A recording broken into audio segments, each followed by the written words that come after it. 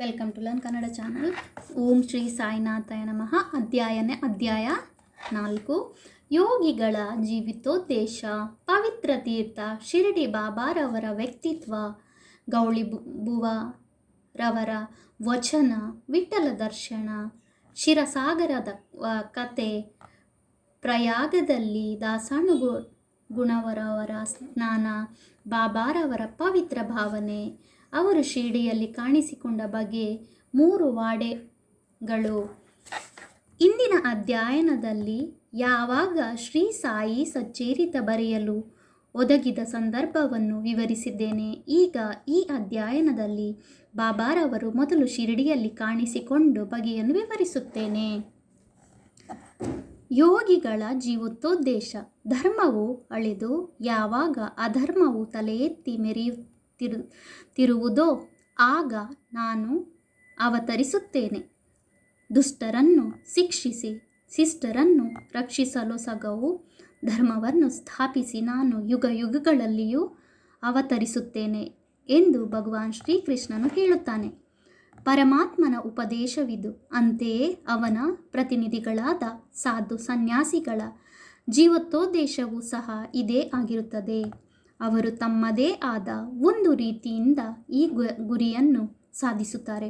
ಬ್ರಾಹ್ಮಣ, ಕ್ಷತ್ರಿಯ ಹಾಗೂ ವೈಶ್ಯರುಗಳು ಯಾವಾಗ ತಮ್ಮ ಕರ್ತವ್ಯಗಳನ್ನು ಮರೆಯುತ್ತಾರೆಯೋ, ಯಾವಾಗ ಧಾರ್ಮಿಕ ನೀತಿಗಳ ಕಡೆ ಜನರು ಗಮನ ಕೊಡದೆ ತಾವೇ ಅತಿ ವಿದ್ಯಾವಂತರೆಂಬ ಮೂಢ ಭಾವನೆಯಿಂದಿರುತ್ತಾರೆಯೋ, ಯಾವಾಗ ಜನರು ಅನೀತಿಯುತವಾದ ಆಹಾರ ಸೇವನೆ ಮತ್ತು ಮತಾನುಷ್ಠಾನವಾದ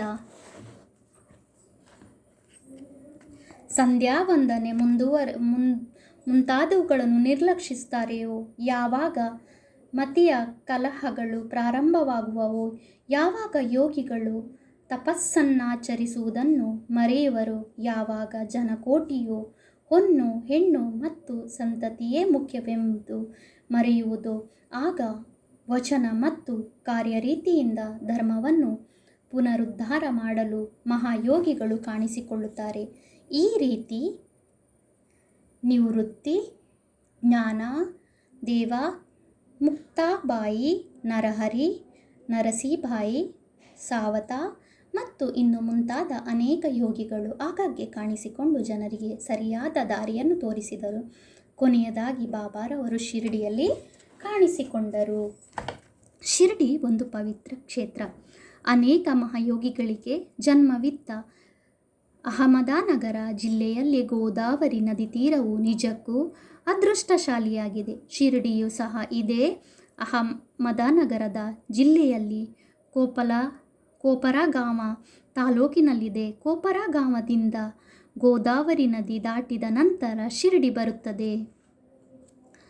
ಕೋಪರಗಾಂವದಿಂದ ಗೋದಾವರಿ ನದಿ ದಾಟಿದ ನಂತರ ಶಿರಡಿ ಬರುತ್ತದೆ. ಕೋಪರಗಾಂವದಿಂದ 9 ಮೈಲಿ ದೂರದಲ್ಲಿ ನಿಮಗಾಂವ ಇದೆ. ಅಲ್ಲಿಂದ ಶಿರಡಿಯು ಕಾಣಿಸುತ್ತದೆ. ಕೃಷ್ಣಾ ನದಿ ದಡದಲ್ಲಿರುವ ಪವಿತ್ರ ಯಾತ್ರಾ ಸ್ಥಳಗಳಾದ ಗಾಣಗಾಪುರ, ನೃಸಿಂಹಮಾಡಿ, ಔದುಂಬರಗಳ ಹಾಗೆ ಶಿರಡಿಯೂ ಸಹ ಪವಿತ್ರ ಕ್ಷೇತ್ರ. ವೇಡದಲ್ಲಿ ಶ್ರೀ ದಾಮಾಜಿ, ಸಜ್ಜನಗಡದಲ್ಲಿ ಶ್ರೀ ಸಮರ್ಥ ರಾಮದಾಸ ಮತ್ತು ನರಸು ಚಾಚಿವಾಡಿಯಲ್ಲಿ ಶ್ರೀ ನರಸಿಂಹ ಸರಸ್ವತಿಗಳು ಪ್ರಸಿದ್ಧರಂತೆ ಶಿರಡಿಯಲ್ಲಿ ಶ್ರೀ ಸಾಯಿಬಾಬಾರವರು ಪ್ರಸಿದ್ಧರಾಗಿದ್ದರು. ಬಾಬಾರವರ ವ್ಯಕ್ತಿತ್ವ. ಶ್ರೀ ಸಾಯಿಬಾಬಾರವರ ಸಂಪರ್ಕದಿಂದ ಶಿರಡಿ ಪ್ರಸಿದ್ಧಿಯನ್ನು ಪಡೆಯಿತು. ಈಗ ಶ್ರೀ ಸಾಯಿಬಾಬಾರವರು ಎಂತಹ ಮಹಾನುಭಾವ ವ್ಯಕ್ತಿ ಎಂಬುದು ನೋಡೋಣ. ದಾಟಲು ಕಠಿಣವಾದ ಭವಸಾಗರವನ್ನು ಜಯಿಸಿದವರು. ಶಾಂತಿಯೇ ಆಭರಣವಾಗಿ ಸತ್ವಶೀಲರಾಗಿದ್ದರು. ವೈಷ್ಣವ ಭಕ್ತರ ತವರು ಮನೆಯಾಗಿದ್ದರು. ಕರ್ಣನೋಪಾದಿಯಲ್ಲಿ ದಾನಶೂರರಲ್ಲಿ ಅಗ್ರಗಣ್ಯರಾಗಿದ್ದರು. ಕ್ಷಣಿಕ ಮತ್ತು ಕ್ಷುಲ್ಲಕ ವಸ್ತುಗಳ ಕಡೆಗೆ ಗಮನ ಕೊಡದೆ ಯಾವಾಗಲೂ ಸ್ವಾನುಭವದಲ್ಲಿ ತಲ್ಲೀನರಾಗಿದ್ದರು. ಅವರಿಗೆ ಪ್ರಾಪಂಚಿಕ ಅಭಿಲಾಷೆ ಇರಲಿಲ್ಲ. ಅವರ ಅಂತರಂಗವು ಶುದ್ಧ ಕನ್ನಡಿಯಂತಿತ್ತು. ಅವರ ವಚನಗಳು ಯಾವಾಗಲೂ ಸುದೆಯು ಧಾರಾಕಾರವಾಗಿ ಹರಿಯುತ್ತಿತ್ತು. ಬಡವರಾಗಲಿ ಬಲ್ಲಿದ್ದವರಾಗಲಿ ಎಲ್ಲರಲ್ಲಿಯೂ ಅವರಲ್ಲಿ ಎಲ್ಲರೂ ಒಂದೇ. ಮಾನಾಪಾನಗಳ ಕಡೆಗೆ ಗಮನವಿಡುತ್ತಿರಲಿಲ್ಲ. ಸರ್ವರಿಗೂ ಶ್ರೇಷ್ಠರಾಗಿದ್ದರು. ಸರ್ವರೊಡನೆಯೂ ಕಲೆತು ಅವರೊಂದಿಗೆ ಕೂಡಿ ಹಾಡುಗಳನ್ನು ಹಾಡುತ್ತಾ ಸಂತೋಷದಿಂದಿರುತ್ತಿದ್ದರು. ಅಲ್ಲಾನ ಹೆಸರನ್ನು ಯಾವಾಗ ಉಚ್ಚರಿಸುತ್ತಿದ್ದರು. ಆದರೂ ಸಮಾಧಿಯಿಂದ ಒಂದು ಅಗಲ ಕದಲುತ್ತಿರಲಿಲ್ಲ. ಪ್ರಪಂಚವೆಲ್ಲವೂ ನಿದ್ರೆಯಲ್ಲಿದ್ದಾಗ ಎಚ್ಚರವಾಗಿಯೂ ಮತ್ತು ಎಚ್ಚರದಲ್ಲಿದ್ದಾಗ ಅವರು ನಿದ್ರೆ ಮಾಡುತ್ತಾ ಇದ್ದರು. ಅವರ ನಿಜವಾದ ವಾಸಸ್ಥಾನ, ನಡೆನುಡಿ ಇವು ಇಂತಹವೇ ಎಂದು ನಿರ್ಧರಿಸಲಾಗುತ್ತಿರಲಿಲ್ಲ. ಶಿರಡಿಯಲ್ಲಿಯೇ ಇದ್ದರೂ ಕೂಡ ಅವರಿಗೆ ಪ್ರಪಂಚದ ಆಗುಹೋಗುಗಳ ಅರಿವಿತ್ತು.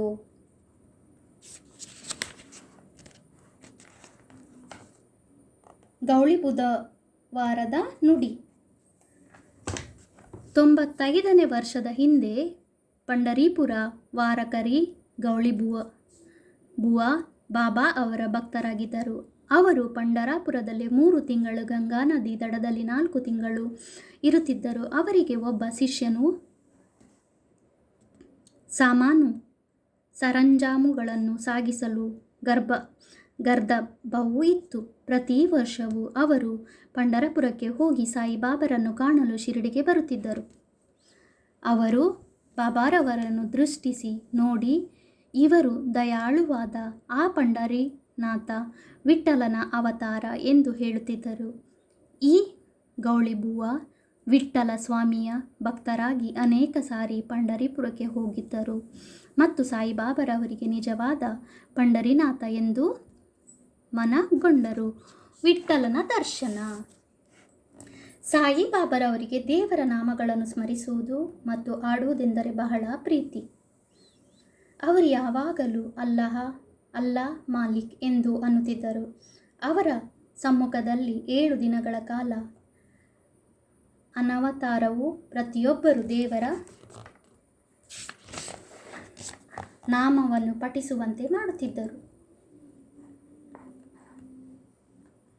ಒಂದು ಸಾರಿ ನಾಮ ಸಪ್ತವನ್ನು ಮಾಡಲು ದಾಸಗಣು ಮಹಾರಾಜ ಅವರನ್ನು ಹೇಳಿದರು. ಅದಕ್ಕೆ ಅವರು 7ನೇ ದಿನದ ಕೊನೆಯಲ್ಲಿ ವಿಠ್ಠಲನ ಸತ್ಕಾರ್ಯವಾಗುವುದೆಂದು ಭರವಸೆ ನೀಡಿದರೆ ಮಾತ್ರ ಅಗತ್ಯವಾಗಿ ಮಾಡುತ್ತೇನೆ ಎಂದರು. ಅದಕ್ಕೆ ಬಾಬಾ ಅವರು ತಮ್ಮ ಎದೆಯ ಮೇಲೆ ಹಸ್ತವಿಟ್ಟು ಖಂಡಿತವಾಗಿಯೂ ವಿಠ್ಠಲ ಸತ್ಕಾರವಾಗುತ್ತದೆ ಎಂದರು. ಆದರೆ ಭಕ್ತನು ಶ್ರದ್ಧೆಯುಳ್ಳವನು ಎಂದು ಭಕ್ತಿ ಸಂಪತ್ತನ್ನು ಆಗಿರಬೇಕು. ಡಂಕಪುರಿಯ ಠಾಕೂರನಾಥ, ದ್ವಾರಕಿಯ ಶ್ರೀಕೃಷ್ಣ, ಪಂಡರಾಪುರದ ವಿಠ್ಠಲ ಎಲ್ಲರೂ ಇಲ್ಲಿಯೇ ಇದ್ದರು. ಶ್ರೀಕೃಷ್ಣನನ್ನು ನೋಡಲು ದ್ವಾರಕ್ಕೆ ಹೋಗಬೇಕಾಗಿರಲಿಲ್ಲ. ವಿಠ್ಠಲ ಬೇರೆ ಸ್ಥಳದಲ್ಲಿಯೇ ಬರುವನೇ. ಯಾವಾಗ ಭಕ್ತನು ಪ್ರೀತಿ ಮತ್ತು ಭಕ್ತಿಯಿಂದ ಪ್ರಾರ್ಥಿಸುತ್ತಾನೆಯೋ ಆಗ ವಿಠ್ಠಲನು ಇಲ್ಲಿಯೇ ದರ್ಶನ ನೀಡುತ್ತಾನೆ ಎಂದು ಹೇಳಿದರು. ಸಪ್ತಾಹ ಮುಗಿದ ನಂತರ ವಿಠ್ಠಲನ ದರ್ಶನ ಈ ರೀತಿಯಾಯಿತು. ಕಾಕಾ ಸಾಹೇಬ ದೀಕ್ಷಿತರು ಒಂದು ದಿನ ಬೆಳಗ್ಗೆ ಸ್ನಾನವಾದ ನಂತರ ಧ್ಯಾನಾಸೀನರಾದ ಅವರ ದೃಷ್ಟಿಗೆ ವಿಠ್ಠಲನ ಗೋಚರವಾಯಿತು. ನಂತರ ಬಾಬಾರವರ ದರ್ಶನಕ್ಕೆ ಹೋದಾಗ ಬಾಬಾ ಅವರನ್ನು ಕುರಿತು ವಿಠ್ಠಲನ ದರ್ಶನವಾಯಿತು. ನೋಡಿದೆಯಾ, ಅವನು ಬಹುತುಂಟ, ಭದ್ರವಾಗಿ ಹಿಡಿದುಕೋ, ಸ್ವಲ್ಪ ಉದಾಸೀನನಾದರೆ ಅವನು ತಪ್ಪಿಸಿಕೊಳ್ಳುವನು ಎಂದರು. ಇಂದು ಬೆಳಗ್ಗೆ ನಡೆಯಿತು. ಮಧ್ಯಾಹ್ನ ಇನ್ನೊಂದು ರೀತಿ ವಿಠ್ಠಲನ ದರ್ಶನವಾಯಿತು. ಒಬ್ಬ ವ್ಯಾಪಾರಿ ಶಿರಡಿಗೆ 20-30 ವಿಠ್ಠಲನ ಫೋಟೋಗಳನ್ನು ಮಾರಲೊಸಗ ಬಂದನು. ಫೋಟೋದಲ್ಲಿಯ ವಿಠ್ಠಲನು ಸಹ ಕಾಕಾ ಸಾಹೇಬರು ಧ್ಯಾನಸೀನರಾಗಿದ್ದಾಗ ಕಂಡ ವಿಠ್ಠಲನಂತೆಯೇ ಇದ್ದದ್ದು ಕಂಡು ವಿಸ್ಮಯವಾಗಿ ಬಾಬಾರವರ ಮಾತುಗಳನ್ನು ಸ್ಮರಿಸಿಕೊಂಡು ಪೂಜೆಗೋಸ್ಕರ ವಿಠ್ಠಲನ ಫೋಟೋವೊಂದನ್ನು ಕೊಂಡು ತಂದು ಪೂಜೆ ಸ್ಥಾನದಲ್ಲಿ ಪ್ರತಿಷ್ಠಾಪಿಸಿದರು. ಭಗವಂತರಾದ ಕ್ಷೀರಸಾಗರವರ ಕತೆ. ವಿಠ್ಠಲ ಪೂಜೆ ಎಂದರೆ ಬಾಬಾರವರಿಗೆಷ್ಟೇ ಪ್ರಿಯವಾಗಿತ್ತೆಂಬುದು ಶ್ರೀ ಭಗವಂತರಾದ ಕ್ಷೀರಸಾಗರವ ಕಥೆಯಿಂದ ವೇದ್ಯವಾಗುತ್ತದೆ. ವಿಠ್ಠಲನ ಭಕ್ತರಾದ ಭಗವಂತ ರಾವರ ತಂದೆ ಪ್ರತಿ ವರ್ಷವೂ ಪಂಢರಪುರಕ್ಕೆ ಹೋಗುತ್ತಿದ್ದರು. ಮನೆಯಲ್ಲಿಯೂ ವಿಠ್ಠಲನ ಪ್ರತಿಯೊಂದನ್ನು ಇಟ್ಟು ಪ್ರತಿದಿನ ಪೂಜಿಸುತ್ತಿದ್ದರು. ಅವರು ಮರಣದ ನಂತರ ಅವರು ಪುತ್ರನು ಪೂಜೆ ಪುರಸ್ಕಾರ ಮತ್ತು ವರ್ಷಕ್ಕೊಮ್ಮೆ ಯಾತ್ರೆ ಮಾಡುವುದು ಎಲ್ಲವನ್ನೂ ಬಿಟ್ಟನು. ರಾವ ಒಮ್ಮೆ ಶಿರಡಿಗೆ ಬಂದಾಗ ಬಾಬಾರವರು ಅವನನ್ನು ನೋಡಿ ಅವನ ತಂದೆಯನ್ನು ಜ್ಞಾಪಿಸಿಕೊಂಡು ಕೂಡಲೇ ಇವನ ತಂದೆ ನನ್ನ ಸ್ನೇಹಿತನಾಗಿದ್ದನು, ಆದುದರಿಂದಲೇ ಮಗನನ್ನು ಸಹ ಇಲ್ಲಿಗೆ ಎಳೆದುಕೊಂಡು ಬಂದಿರುತ್ತೇನೆ. ಇವನು ದೇವರಿಗೆ ನೈವೇದ್ಯ ಇಡದೆ ವಿಠ್ಠಲನನ್ನು ಮತ್ತು ನನ್ನನ್ನು ಹಸಿವಿನಿಂದ ಬಳಲಿಸ್ತಾನೆ. ಆದುದರಿಂದ ನಾನಿಲ್ಲಿಗೆ ಅವನನ್ನು ಕರೆತಂದಿರುವುದು. ಅವನಿಗೆ ಇನ್ನು ಮುಂದೆ ಪೂಜೆ ಮಾಡುವಂತೆ ಹೇಳುತ್ತೇನೆ ಎಂದರು. ಓಂ ಶ್ರೀ ಸಾಯಿನಾಥಾಯ ನಮಃ.